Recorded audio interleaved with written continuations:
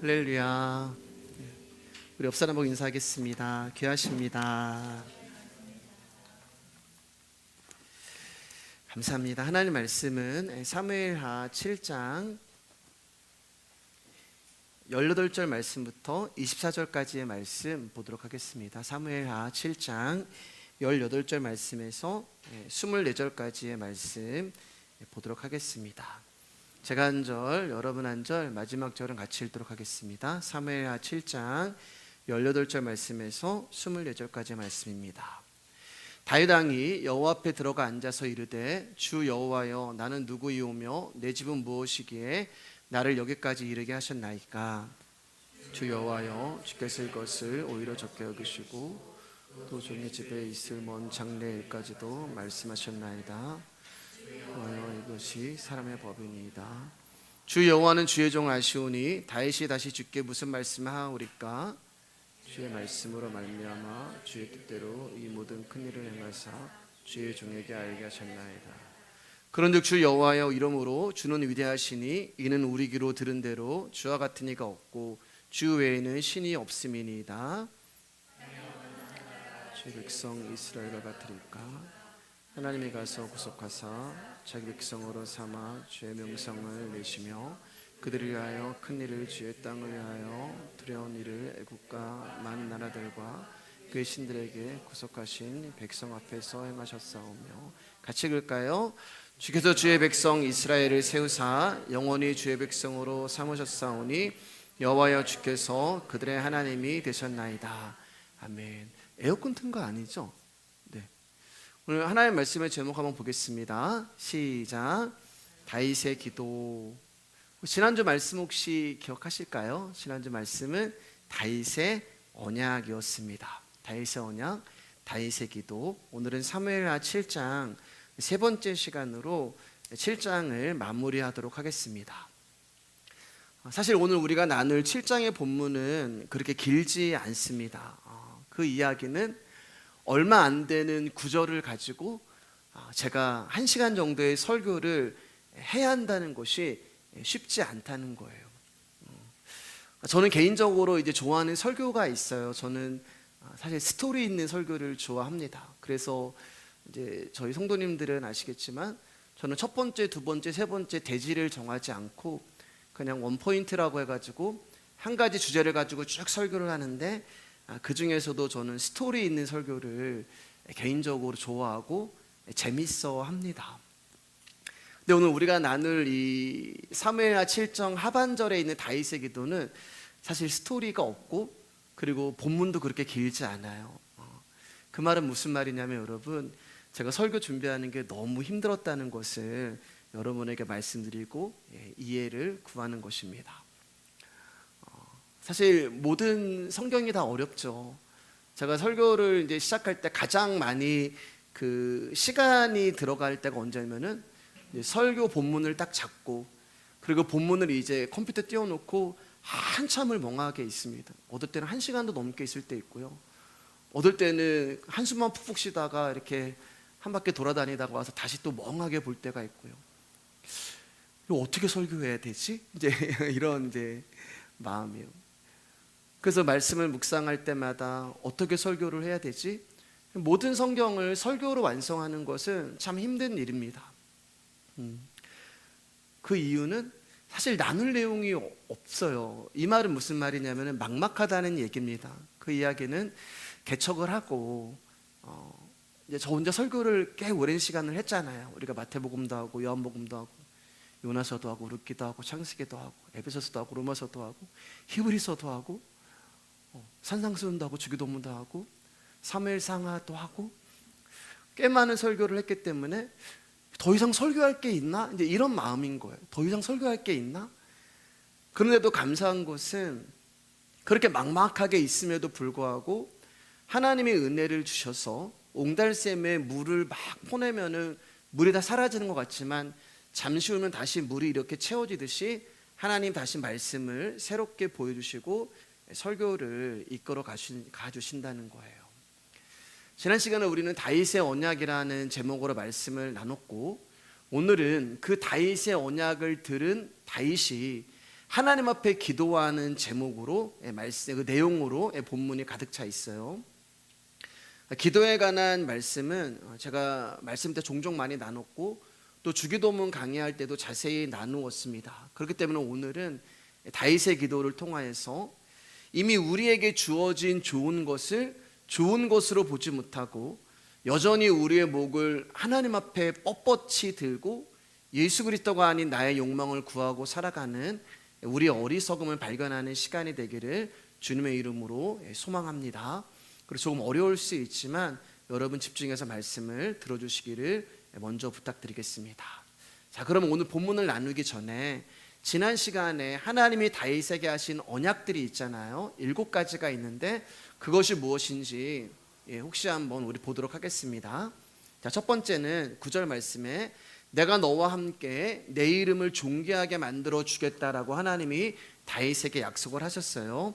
그리고 10절 말씀 가운데 내가 한 곳을 정하여 거주할 땅을 너에게 주겠다고 약속을 하셨고 11절 말씀에서 내가 너를 모든 원수의 손에서 벗어나 편히 쉬게 하고 너를 위해서 집을 지어 주겠다라고 약속을 하셨고 12절 말씀에서는 내 몸에서 날씨 후손 내 뒤에 세워 나라를 견고하게 하겠다고 약속을 하셨죠. 여기서는 이제 솔로몬을 이야기하는 것이 아니라 예수 그리스도를 말씀하시는 거예요. 그리고 13절 16절에 그 후손이 나를 위하여 집을 건축하고 나는 왕위를 영원히 견고하게 할 것이다 라고 약속을 하셨어요. 여기서 그 후손은 바로 마찬가지로 예수 그리스도를 말씀하는 것이고 그리고 예수 그리스도가 우리 안에 당신의 집을 지으심으로 말미암아 영원히 우리와 함께 사실 것을 약속하시는 거예요. 그리고 14절 말씀 가운데 나는 그의 아버지가 되고 그는 내게 아들이 되리라. 그리고 14절 16절 말씀 가운데 그가 죄를 범하면 징계는 하나 그 자리는 결탄코 빼앗지 아니하리라 라는 언약에 대해서 우리가 지난 시간에 자세하게 말씀을 나눴습니다. 우리가 이 언약을 통해서 알 수 있는 것은 성경의 다른 언약과 마찬가지로 이 언약의 주체자가 하나님이라는 거예요. 그래서 이 7가지 언약을 보면은 나는, 내가 라는 하나님 당신을 가리키는 말씀이 여기에 많이 등장을 하고 있어요.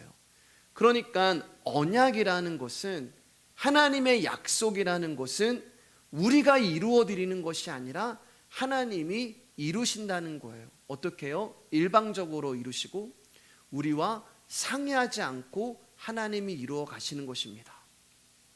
그래서 지난 시간에 다윗의 언약을 나눌 때 특히 2가지 언약에 대해서 집중해서 말씀을 나눴는데 첫 번째가 영원한 언약에 대해서 나눴어요. 영원하다. 내가 너에게 하는 약속, 너에게 하는 이 언약은 영원하다. 영원하다는 말은 중간에 하나님의 약속이 무너지거나 실패하거나 취소되는 일이 없다는 거예요. 하나님이 저와 여러분들을 선택하고 부르셨기 때문에 우리가 구원을 얻었습니다. 그런데 그 구원이 중간에 취소되거나 실패하거나 무너지는 일이 없다는 거예요. 어떤 상황과 어떤 조건에서도 하나님은 당신이 언약하신 그 약속을 이루고 어떠한 조건과 어떠한 상황도 이 약속을 흔들 수 없다는 거예요. 그리고 하나님이 분명하게 약속하신 것이기 때문에 분명하게 이루어진다는 것이 영원한 언약이 되는 것입니다. 그리고 두 번째로 우리가 집중적으로 봤던 것이 부자관계 언약이죠. 이건 제가 이렇게 줬어요. 영원한 언약, 부자관계 언약이라는 말은 제가 이제 만들었습니다. 나는 그에게 아버지가 되고 그는 나에게 아들이 되리니. 그래서 어떻게 말씀하셨어요? 죄를 지어도, 우리가 죄를 지어도 하나님이 우리를 사람 막대기와 인생 채찍으로 징계는 하시지만 사울처럼 은총을 빼앗지는 않겠다라고 말씀을 하시고 약속을 하셨잖아요. 그러니까 저와 여러분들이 죄를 짓고 하나님이 싫어하시는 어떠한 일을 한다 하더라도 하나님이 그 일에 대하여서 징계는 하시지만 우리의 구원은 영원한 언약이기 때문에 그 구원을 취소하지 않으시겠다는 거예요. 그러니까 아버지로서 자식이 원하는 대로 무엇이든 해주겠다는 것이 아니라 자식이 어떤 짓을 해도 버리시지 않겠다는 것이 하나님이 우리의 아버지가 된다는 언약이 되는 것입니다. 자, 이렇게 다윗이 하나님으로부터 엄청난 은혜를 받았어요. 엄청난 언약을 받았어요. 내가 하나님의 집을 지어 드려야겠다라고 생각한 그 일에서 하나님이 내가 너에게 집을 지어 줄 거야 라고 시작한 하나님의 언약을 다윗이 받았습니다. 그러니까 엄청난 은혜를 받은 거예요. 그래서 이제 오늘 우리가 나눌 본문은 이 엄청난 은혜를 받은 다윗이 하나님 앞에 감사해서 기도를 드리는 내용이 됩니다. 첫 번째 다윗이 이렇게 기도를 해요. 18절 말씀입니다. 제가 읽어드릴게요. 다윗 왕이 여호와 앞에 들어가 앉아서 이르되 주 여호와여 나는 누구이오며 내 집은 무엇이기에 나를 여기까지 이르게 하셨나이까. 그러니까 은혜를 하나님이 주시고 그 은혜를 다윗이 받으니까 다윗이 뭐라고 고백하냐면 하나님 내가 뭐라고, 하나님 도대체 내가 뭐라고 나를 이렇게 대해 주십니까?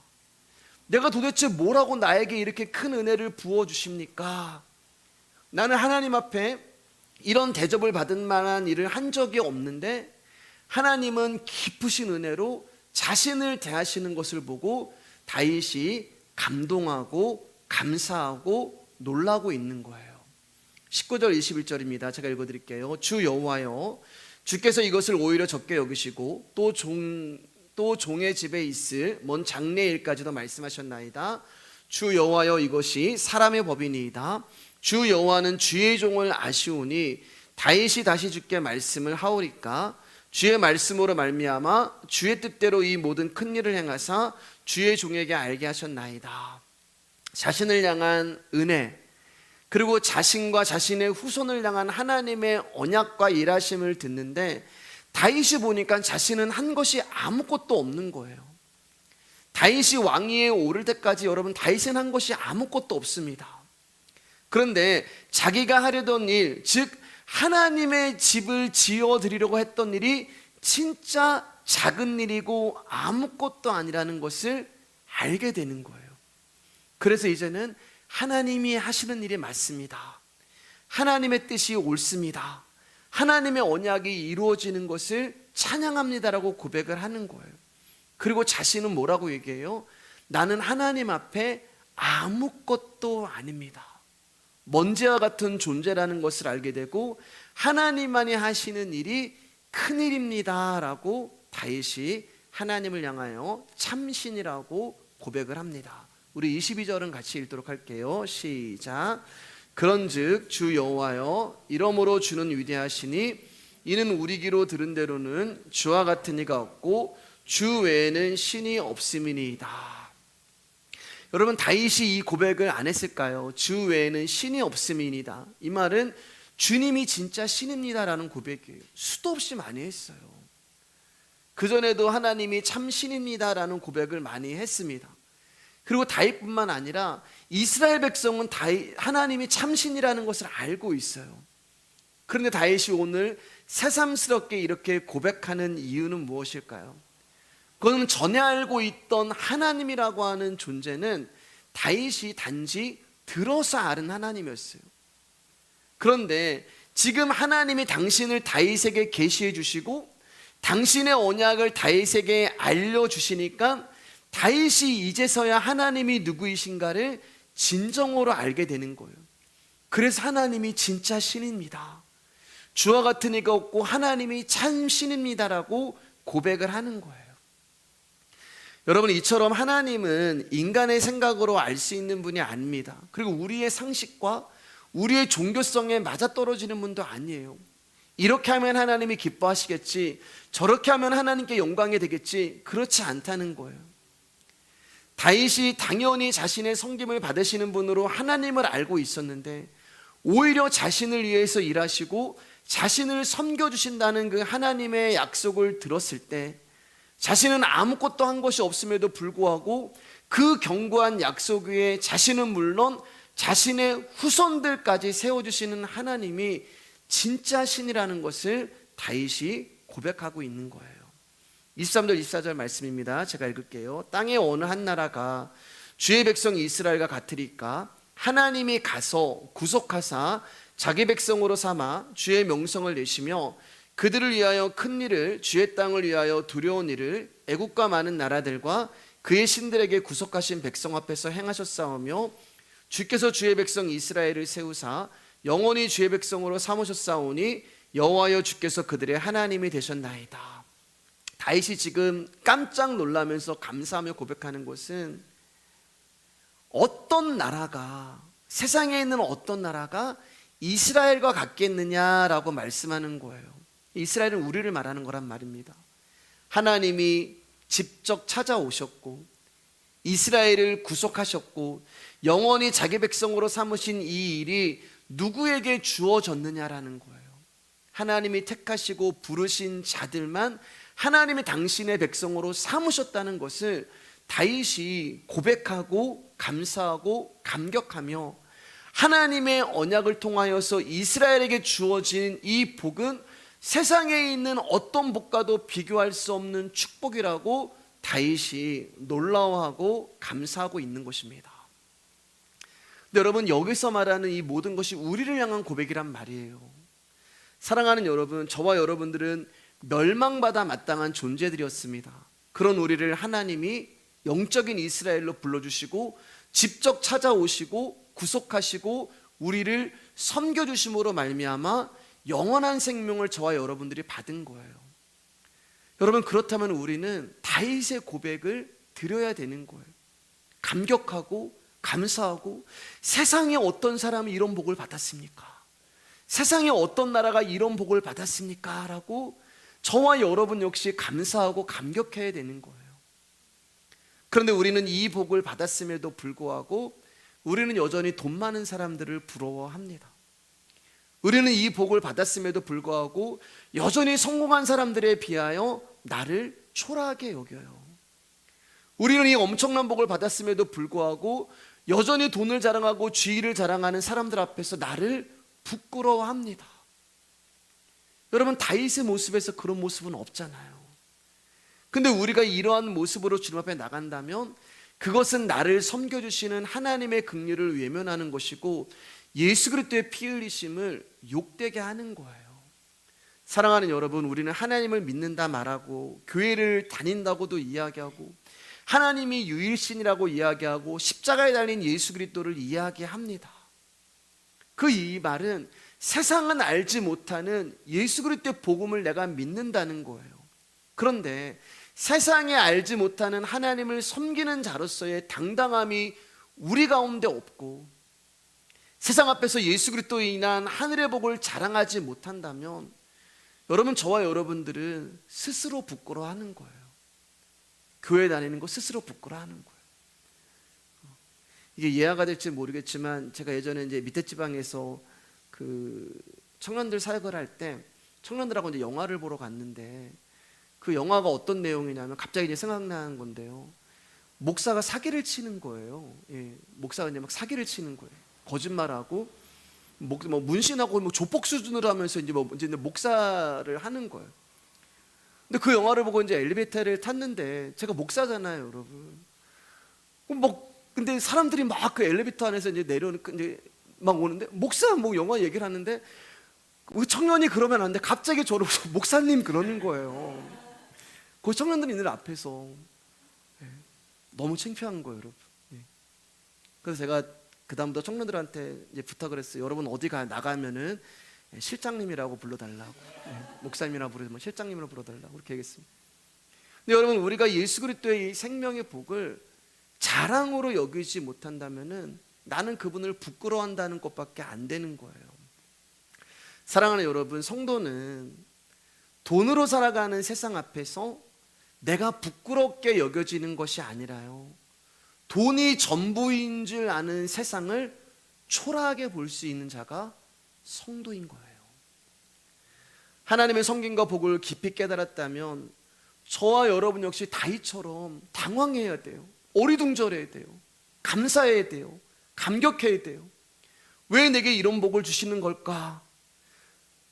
다윗은 하나님의 집을 지어드리겠다는 생각이라도 했지 우리는 그런 마음조차도 품어본 적이 없잖아요.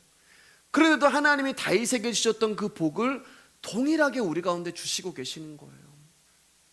여러분, 그러면 이 복음 앞에, 이 예수 그리스도의 생명 앞에 하나님, 내가 무엇이간데 내가 뭐라고 나에게 이런 은혜를 주십니까? 하나님, 내가 뭐라고 나를 선택해 주시고, 하나님, 내가 나를 뭐라고 불러주시고, 하나님, 내가 뭐라고 당신의 말씀이 들리게 하는 은혜를 주십니까? 라는 고백이 우리 가운데 나와야 하는 거예요. 사랑하는 여러분, 우리는 너무 많은 것을 받았어요. 근데 문제는 우리가 받은 것을 모른다는 거예요. 하나님은 더 이상 우리 가운데 주실 것이 없습니다. 당신의 독생자 아들까지 우리 가운데 우리를 위해서 그 생명을 주셨잖아요. 하나님 더 이상 우리 가운데 주실 것이 없어요. 근데 우리는 자꾸 하나님을 달라고 이야기를 해요. 왜냐하면 우리 가운데는 엉뚱한 것에 관심을 가지고 있기 때문에 그렇습니다. 근데 예수님은 주실 것이 없는데, 하나님 우리 가운데 다 주셨는데 우리는 하나님한테 엉뚱한 것을 달라고 하는데 그것을 하나님 주지 않으니까 예수 믿으면서도 불평과 불만 속에서 살아가는 거예요. 마이크 조금만 줄여주세요. 여러분, 그러면 하나님이 그런 우리를 보실 때 어떻게 보시겠어요? 내가 너한테 내 아들까지 다 줬는데, 내 전부를 내가 너한테 다 줬는데 너는 내가 준 거에 만족하지 못하고 또 다른 엉뚱한 것을 구하고 있구나라는 그런 모습을 볼 때, 사실은 당장 심판하셔도 할 말이 없는 것이 우리인데 하나님 우리 가운데 어떤 약속을 하셨어요? 내가 은총을 거두진 않겠다. 당장 우리를 버리셔도 상관없는데 하나님이 우리 가운데 내가 무슨 일이 있어도 너를 버리시지 않겠다고 아버지로서 언약을 하셨단 말입니다. 이러한 신을 우리가 어디서 들을 수 있고 만날 수 있겠어요? 에베소서 1장 17절 19절 말씀 제가 읽어드릴게요. 사도가 이렇게 에베소 성도를 위해서 기도하는 거예요. 우리 주 예수 그리스도의 하나님 영광의 아버지께서 지혜와 계시의 영을 너희에게 주사 하나님을 알게 하시고 너희의 마음의 눈을 밝히사 그의 부르심의 소망이 무엇이며 성도 안에서 그 기업의 영광의 풍성함이 무엇이며 그의 힘의 위력으로 역사하심을 따라 믿는 우리에게 베푸신 능력의 지극히 크심이 어떠한 것을 너희로 알게 하시기를 구하노라. 바울이 에베소 성도를 위해서 기도하는데 그들의 생활의 환경과 평안을 위해서 기도하지 않잖아요. 오늘 바울의 기도를 보면은 하나님을 알게 하시고 부르심의 소망이 무엇인가를 알게 하시고 성도 안에서 기업의 영광의 풍성이 무엇인가를 알게 하시고 우리에게 베푸신 하나님의 능력이 지극히 크심이 어떠한가를 알게 하시기를 위해서 기도하고 있는 거예요. 사랑하는 여러분, 하나님을 아는 것보다 중요하고 복된 것은 없는 거예요. 그렇기 때문에 이것이 우리의 기도 제목이 되어야 하는 것입니다. 근데 우리는 이 중요한 것을 내팽개쳐요. 그리고 배설물로 여기는 것을 위해서 우리는 끊임없이 구하고 찾다가 인생을 마감하는 것은 한마디로 말해서 빈약한 신앙이 되는 거예요. 자, 계속해서 25절, 29절 말씀 우리 한 목소리 읽도록 하겠습니다. 다윗이 계속 이렇게 기도해요. 시작. 여호와 하나님이여, 이제 주의 종과 종의 집에 대하여 말씀하신 것을 영원히 세우셨사오며 말씀대로 행하사 사람이 영원히 주의 이름을 크게 높여 이르기를 만군의 여호와는 이스라엘 하나님이라 하게 하옵시며 주의 종 다윗의 집이 주 앞에 경고하게 하옵소서. 만군의 여호와 이스라엘의 하나님이여, 주의 종의 귀를 여시고 이르시기를 내가 너를 위하여 집을 세우리라 하셨으므로 주의 종이 이 기도로 주께 간구할 마음이 생겼나이다. 주 여호와여, 오직 주는 하나님이시며 주의 말씀들이 참되시니이다. 주께서 이 좋은 것을 주의 종에게 말씀하셨사오니 이제 청하건대 종의 집에 복을 주사 주 앞에 영원히 있게 하옵소서. 주 여호와께서 말씀하셨사오니 주의 종의 집에 영원히 복을 받게 하옵소서 하니라 하면서 7장이 이제 마칩니다.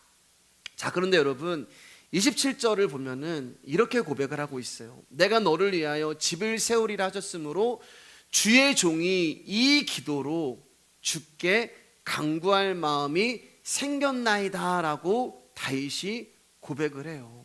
만군의 여호와 이스라엘의 하나님이요, 주의 종의 귀를 여시고, 하나님 말씀하시는 거예요. 다윗에게, 다윗의 귀에다가 말씀하시는 거예요.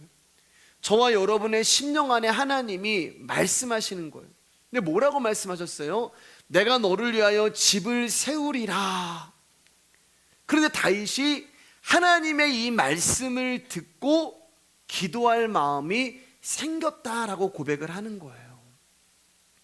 내가 너를 위하여 집을 세워줄 거야 라고 하는 하나님의 언약의 말씀을 듣고 다윗이 하나님이 어떤 분이신가를 알게 되었고, 하나님이 어떤 분인가를 알게 되니까 기도할 마음이 생겼다는 거예요. 그러니까 저와 여러분의 기도는 어디서 어떻게 출발을 하냐? 하나님이 우리의 귀를 열어주시고 말씀을 들려주실 때 그 말씀이 뭐예요? 하나님이 어떠한 분인가를, 말씀은 하나님이 어떠한 분인가요? 다른 게 말씀이 아니에요. 자꾸 말씀을 가지고 세상에서 성공하고 세상에서 잘되고 세상에서 잘나가고 30배, 60배, 100배의 복을 받고, 이게 말씀이 아니란 말입니다. 하나님이 저와 여러분의 귀를 열어주시고 말씀을 들려주시는데 하나님이 어떠한 분인가를 알려주신 거예요. 그러니까 다윗이 하나님께 기도할 마음이 생겼다라고 이야기하는 거예요. 이게 우리의 기도의 출발이 되는 거예요. 하나님이 누구인지 알게 될 때 기도할 수 있는 거예요.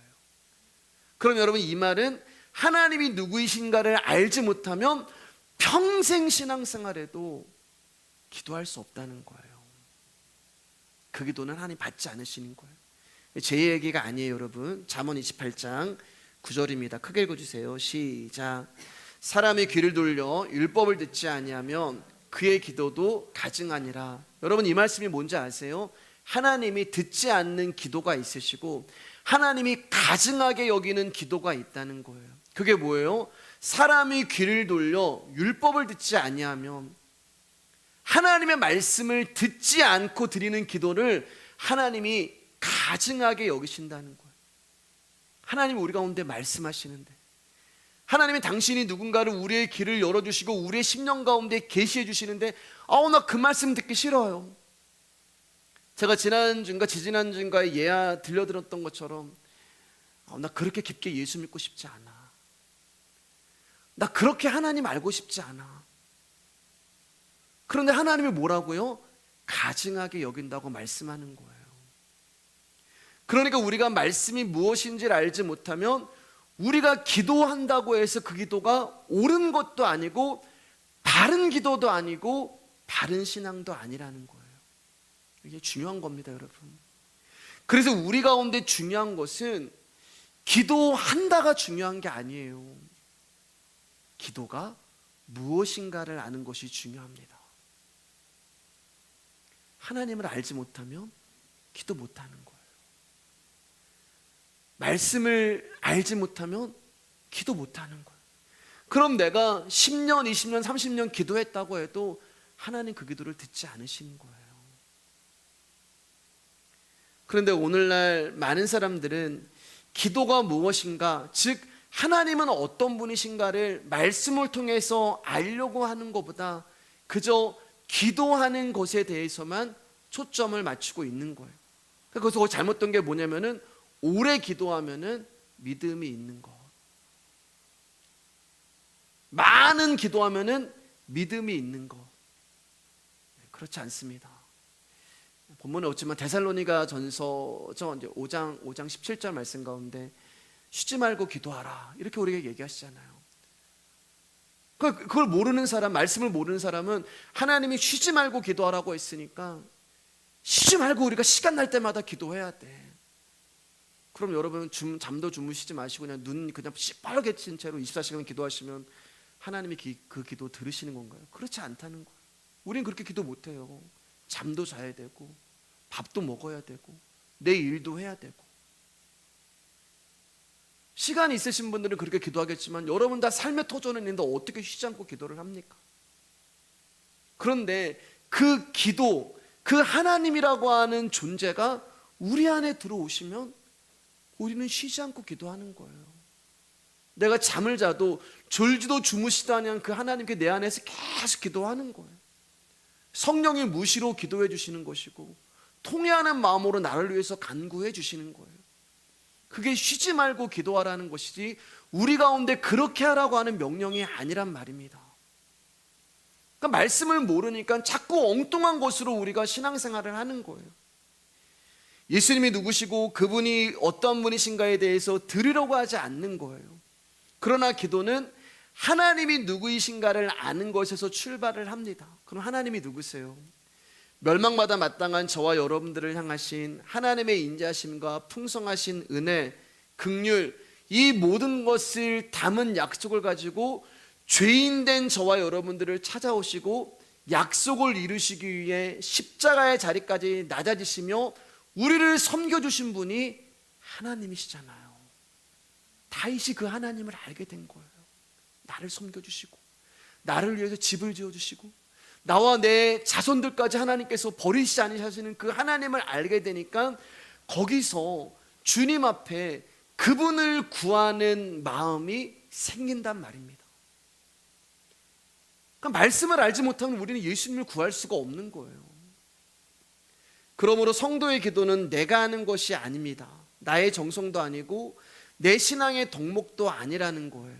기도는 오직 하나님을 만났고 하나님이 누구이신가를 알게 된, 즉 복음이 무엇인가를 아는 사람만 하나님 앞에 기도할 수 있는 거예요. 그러니까 저와 여러분들이 복음을 듣게 되면 하나님이 기도하라고 강조하지 않아도 기도를 할 수밖에 없는 거예요. 저와 여러분들이 예수 그리스도가 누구인지를 정말 내가 알게 되었다면 그분이 내 안에서 기도를 하시는 거예요. 기도는 하나님과의 관계지 의무가 아니란 말입니다. 자, 25절 28절 다윗이 보세요. 어떻게 기도하는지 볼게요. 같이 읽을게요. 시작. 여호와 하나님이여, 이제 주의 종과 종의 집에 대하여 말씀하신 것을 영원히 세우셨사오며 말씀하신 대로 행하사 주 여호와여, 오직 주는 하나님이시며 주의 말씀들이 참되시니이다. 주께서 이 좋은 곳을 주의 종에게 말씀하셨사오니. 자, 다윗이 지금 어떻게 기도해요? 말씀을 붙들고 말씀을 의지해서 기도하고 있단 말입니다. 그러니까 다시 말해서 다윗의 기도는 오직 하나님께서 언약하신 말씀대로 그 언약이 이루어지기를 원하는 소원만 있는 거예요. 그 언약이 때로는 나를 이 땅에서 망하게 하든 그 언약이 나를 이 땅에서 성공하게 하든 그게 중요한 게 아니에요. 그래서 사도 바울이 빌립보서 4장 말씀 가운데 내가 비천에 처할 줄도 알고 풍부에 처할 줄도 알고 내가 배고플 줄도 알고 내가 배부를 줄도 알고, 그러나 그게 중요한 게 아니야. 내게 능력 주시는 자 안에서 나는 예수 그리스도와 함께하기 때문에 내가 비천에 처하든 내가 부자로 살든 때로는 내가 좋은 환경에서 살든 내가 가난한 곳에서 살든 환경이 중요한 게 아니라 내가 주 안에 있기 때문에 나는 능력 주시는 자 안에서 이 모든 것들을 감당할 수가 있어. 똑같은 기도를 하고 있는 거예요. 하나님의 말씀이, 하나님의 언약이 이루어지기를 원합니다. 이게 하나님의 뜻대로 구하는 기도란 말입니다. 저와 여러분들이 원하는, 소망하는 욕망만 실컷 말해놓고 끝에 가서 아버지의 뜻대로 이루어 주십시오라는 기도는 하나님의 뜻을 구하는 기도가 아니에요. 내가 원하는 것 실컷 구하고 나서 아버지 뜻에 맡기겠습니다라고 하는 그 말 한마디로 나의 욕심으로 기도하는 것이 아니라는 정당성을 스스로 포장하는 것에 불과할 뿐인 거예요. 하나님은 절대 우리의 그런 기도에 속지 않으십니다. 아버지의 뜻대로 기도하는 것은 아버지의 뜻을 아는 거예요. 아버지의 뜻을 알기 위해서는 말씀을 들어야 되는 것입니다. 아버지 하나님의 뜻은 성경에 분명하게 기록되어 있습니다. 하나님의 뜻은 우리의 육신의 문제에 있는 것이 아니라 하나님의 뜻은 당신의 아들에게만 있어요. 그래서 저와 여러분들이 하나님 나라 갔을 때 하나님, 내가 주님 앞에 이것도 했고 저것도 했습니다, 그런 거 안 보신다고요. 하나님, 내가 주님 앞에 있을 때 내가 헌금을 이렇게 많이 했고 그런 거 안 보신다고요. 아브라함이 모리아산에서 이삭이라고 하는 존재가 누구예요? 예수 그리스도란 말입니다. 아브라함의 이삭이 어떤 존재예요? 이삭, 나의 사랑하는 아들 독자 이삭이잖아요. 하나님께도 예수님은 누구예요? 나의 사랑하는 아들 독자 예수 그리스도가 되는 거예요. 그거 내놓으라고 하는 거예요. 그러니까 저와 여러분들이 하나님 나라 갔을 때 그 예수 그리스도를 내어놓지 못하면 저와 여러분들은 헛되고 헛된 신앙생활을 지금까지 한 거란 말이에요. 하나님의 뜻은 당신의 아들 예수 그리스도께만 있는 것입니다. 네 안에 예수가 있냐 없냐 그것만 보시는 거예요. 그래서 바울이 날마다 내가 내 안에 믿음이 있는가 없는가를 확인한다고 이야기를 하잖아요.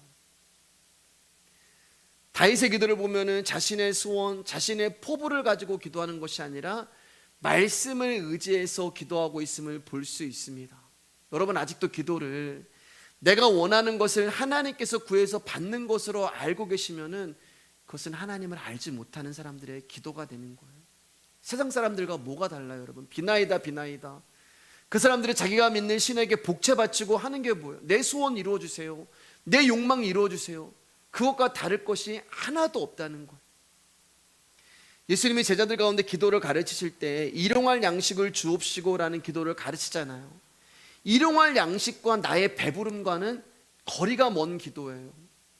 그런데 예수님은 너희의 배부름을 위해서 구하라 라고 말씀하지 아니하시고 그날 먹을 수 있는 일용할 양식만 구하라고 말씀하고 있어요. 그럼 뭐라고 얘기해요? 먹을 거, 입을 거, 마실 것을 위해서 기도하는 것은 이방인들이 구하는 거야. 너희 하나님 아버지는 너희에게 있어야 할 것을 이미 알고 계셔. 먹을 거, 마실 거, 입는 것은 여러분 생존이에요. 생존의 문제. 그러니까 하나님을 알지 못하는 사람들의 기도하는 것은 전부 생존이란 말이에요. 내가 이 땅에서 어떻게 하면 잘 먹고 잘 입고 잘 마실까? 이게 그들이 구하는 거예요. 그러니까 만약에 저와 여러분들의 기도를 들어봤을 때 여러분 제가 하는 말 가운데 지금 나의 영적인 상태를 가장 잘 알 수 있는 비밀이 있는데 내 입술에서 나오는 기도를 들어보면 그게 내 영적인 상태라고 말씀드렸잖아요. 근데 내가 전부 먹을 것, 마실 것, 입을 것만 내가 주님 앞에 구하고 있다면 그거는 생존을 위해서 살아가는 이방인들과 똑같다는 이야기입니다. 성도는 뭐냐? 여러분 성도는 생존이 아니라 생명을 위해서 살아가는 자예요. 생명을 구하는 자예요. 그럼 생명이 누구예요? 우리 가운데 생명이 누구예요? 예수님이잖아요. 그래서 제가 여러분 돈이 필요해도 예수님 구하시고 몸이 아파도 예수님 구하시고 관계가 힘들어도 예수님 구하시라고 말씀을 드렸잖아요. 왜냐하면 성도의 인생의 문제의 답은 예수님이 계시는 거예요. 제가 한번 이 설교를 이제 주일날 했는데 저희 청년 중에 한 명이 돈이 필요했어요. 큰 돈이 필요했어요. 자기는 하나님 앞에 이 돈을 구해야 되는데 제가 예수님만 구하라는 그 말씀을 딱 듣고 하나님 앞에 결정을 하고 그 주에 예수 그리스도만 구했대. 예수님만 구했대. 근데 본인에게 필요한 그 재정이 채워진 거예요. 안 채워질 수도 있습니다, 여러분. 채워진 게 그게 거기에 집중하시면 안 돼요, 여러분. 이 청년이 간증하는 거예요. 그걸 이제 11조 하나님 앞에 드리면서 목사님 정말 제가 하나님 예수 그리스도만 구하고 계속해서 예수님만 구했는데 하나님이 저에게 필요한 것들을 채워주셨습니다. 여러분 돈 필요하세요? 예수님 구하세요. 몸이 아프세요? 예수님 구하세요. 정말요. 관계가 힘드세요? 어려운 일 있으세요? 자녀가 혹시 속을 썩기세요? 예수님 구하세요. 예수 그리스도가 답이에요. 그러면 예수님이 우리의 모든 인생의 문제에 답이 되어 주시는 것입니다. 그렇기 때문에 우리가 드리는 기도에는 반드시 생명이신 예수님이 있어야 하는 거예요. 말씀이신 그분을 떠나는 기도는 기도가 아닙니다. 말씀을 듣는 자의 기도는 오직 하나님의 뜻을 따라 기도하게 되는 거예요. 그 말씀이 일을 하시는 것입니다. 자, 29절 이제 말씀 읽고 말씀 조금씩 정리할게요. 시작. 이제 청하건대 종의 집에 복을 주사 주 앞에 영원히 있게 하옵소서. 주 여호와께서 말씀하셨사오니 주의 종의 집이 영원히 복을 받게 하옵소서 하니라. 우리는 이 구절만 딱 띄워가지고 말씀 카드를 많이 만들거든요. 그리고 대표 기도할 때도 이 구절 가지고 기도하시는 분들이 계세요. 여러분 이 구절은 우리가 세상에서 번영하고 잘 먹고 잘 살게 해달라는 기도가 아니에요. 앞에 내용부터 우리가 쭉 지금 봤잖아요. 주 앞에 영원히 있는 것을 참된 복으로 바라보며 하나님의 말씀이 우리의 집에 영원히 이루어지기를 구하고 있는 기도가 되는 거예요. 그리고 이런 다윗의 기도는 하나님의 약속 안에서 이루어지는데 예수 그리스도로 말미암아 응답을 하십니다. 마태복음 1장 1절 말씀, 아브라함과 다윗의 자손 예수 그리스도의 계보라. 영원한 생명을 주시고 우리를 하나님과 아버지 되게 만드시고 우리를 떠나지 아니하시고 우리를 버리시지 아니하시는 은혜를 주시는 예수 그리스도가 이 다윗의 기도에 응답으로 오신 거예요. 여러분, 다윗은 하나님의 말씀을 통하여서, 언약을 통하여서 예수님을 알게 된 거예요. 그런데 저와 여러분들은 예수 그리스도를 이미 알게 되었잖아요. 누리고 있잖아요. 다윗이 말씀에서 자신의 집이 누릴 복을 바라봤다면 우리는 예수님에게서 이미 누리고 있는 복을 보게 되는 것입니다. 이처럼 하나님은 우리 가운데 모든 것을 주신 거예요. 29절에 여호와께서 말씀하셨사오니 주의 종의 집이 영원히 복을 받게 하옵소서 하니라 라고 하는 다윗의 기도를 여러분 우리가 잠잠히 한번 여러분 읽어보시면서 묵상해 보셨으면 좋겠습니다. 다윗의 기도는 처음부터 끝까지 말씀을 근거하고 은혜를 의지하는 기도였어요. 나의 정성과 노력을 동원해서 하나님의 마음을 움직이고 그로 말미암아 내가 원하는 것을 받아내야지라는 욕구로 가득 찬 우리의 기도와 전혀 다른 것임을 볼 수 있습니다. 그렇기 때문에 여러분, 기도를 하는 것이 중요한 것이 아니라 기도가 무엇인가를 아는 것이 중요하다고 말씀을 드린 거예요. 이제 말씀을 마치겠습니다. 항상 드리는 말씀이지만 사람이 스스로 안다고 여기지만 여러분, 우리는 아무것도 모르는 자들이에요. 기도를 안다고 생각했고 지금까지 나는 기도를 잘 들었다고 생각을 했지만 그렇지 않다는 말입니다. 그리고 하나님이 받으시는 기도는 당신이 선택하고 부르신 자들에게만 알려주시는 거예요. 예수님의 제자들이 세례 요한이 기도문이 있었단 말이에요. 세례 요한이 자신의 제자들을 위해서 기도문을 만들어줬어요.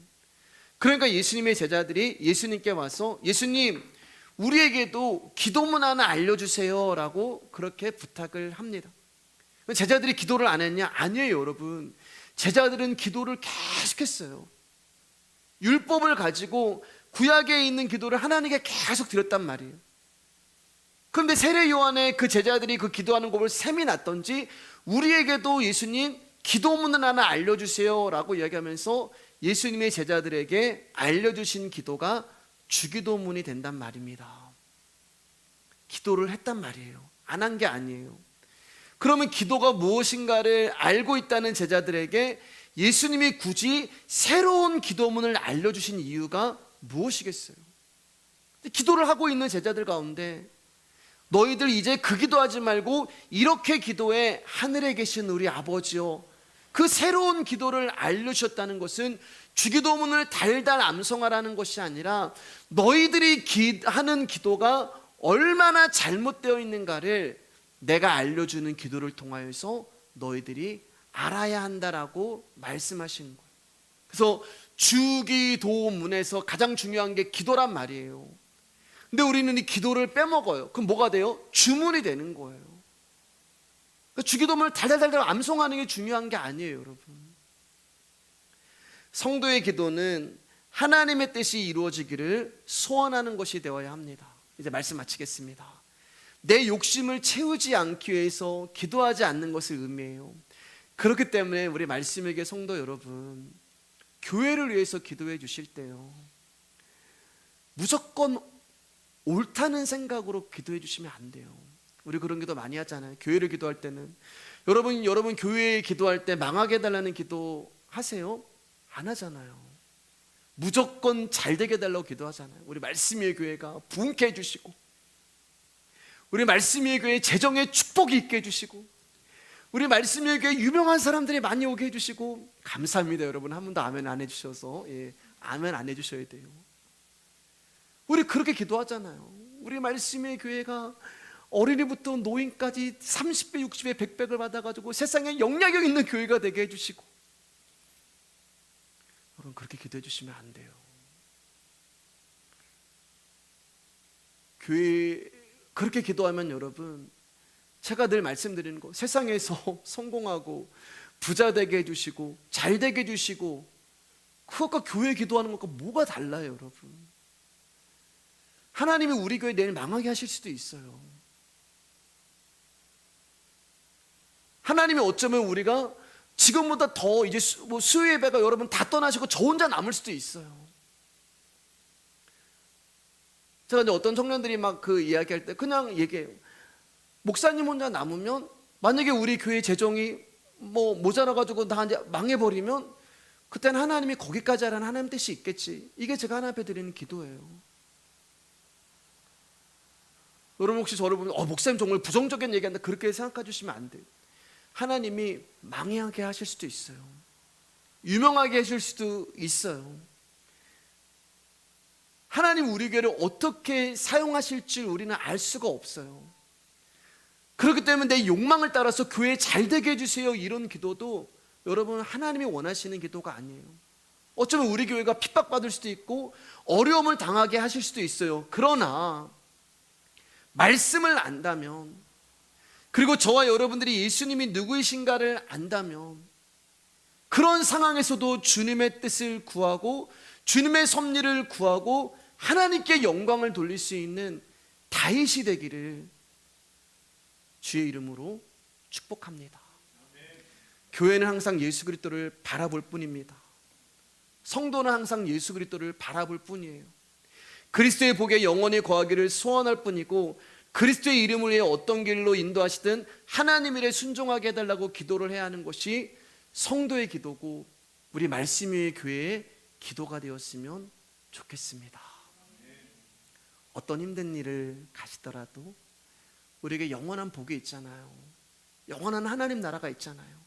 절대 취소될 수 없는 구원이 있잖아요. 그리고 은혜로 인하여 보호받는 든든한 울타리 예수 그리스도가 계시잖아요.